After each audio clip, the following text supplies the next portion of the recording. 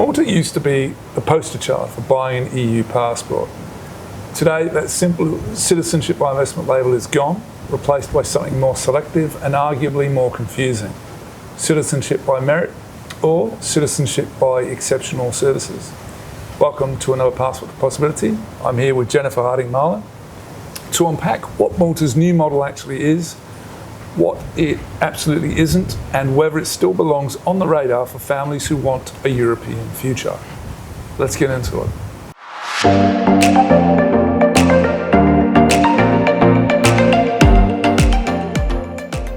Jennifer, people still contact you and ask, can I buy Maltese citizenship?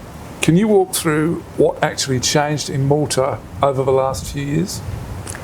Malta's old headline-grabbing citizenship by investment route, or like exceptional investor via naturalization, has effectively been wound down after pressure from the European Union and court challenges about genuine ties. In its place, Malta now speaks about citizenship for exceptional services, or citizenship by merit, anchored in its citizenship law and implemented through newer regulations. So the focus has shifted from a transactional donation plus investment formula to a much more discretionary system that looks at residence, integration, and exceptional contributions to Malta or humanity. So the short answer is no, you can't simply buy Maltese citizenship in the old sense. There are still investment and contribution elements, but they're embedded in a merit-based selective framework. So Malta has moved from a clear price tag and checklist into a world of residence, contribution, and discretion. It's not a supermarket product. It's an application to convince a serious EU country that you're worth naturalising on exceptional grounds. So when Malta talks about exceptional services or merit, what does it actually mean in practice? What kind of people are they trying to attract?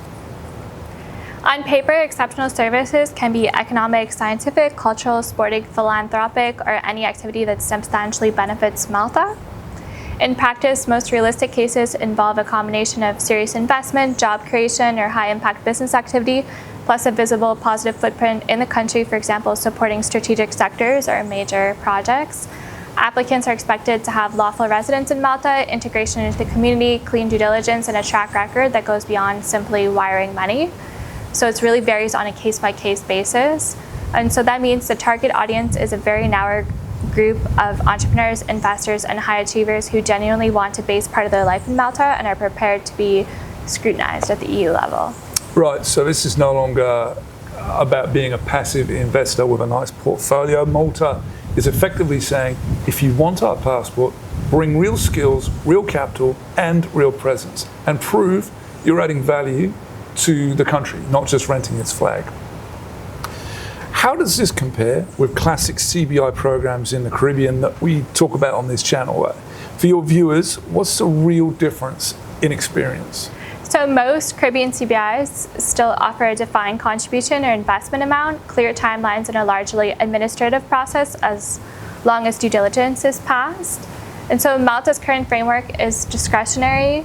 Well, all citizenship by investment programs are discretionary, but it's slower and much more individually assessed. There's no automatic right just because you meet certain financial thresholds.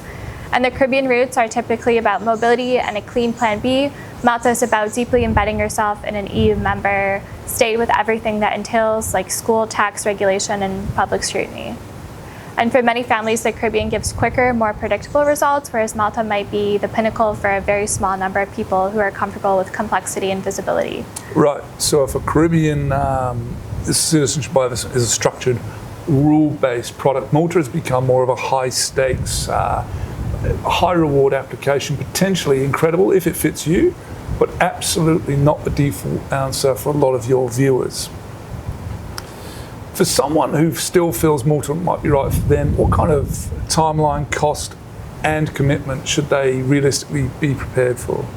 They should expect a multi-year journey beginning with residence, careful structuring of investments or projects, and sustained engagement in Malta.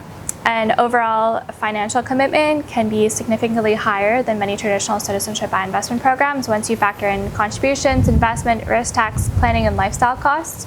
So it is much more costly.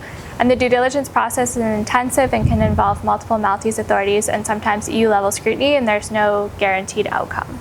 So success depends as much on fit, conduct, and long-term alignment with Malta's interests as it does on money. Anyone considering this route needs to be comfortable with scrutiny and with actual spending time in the country. So in other words, if you approach Malta with a what's the minimum check I can write mentality, it's likely not the right stance. If you see it as building a real EU base with all the obligations that come with, then it is worth conversation. But it is a different conversation from a straightforward citizenship by investment. Given all that, how should an average high-earning family think about Malta today? Is it still relevant, or should they focus elsewhere? For most people, Malta should be seen as a specialized top-tier option, not the starting point.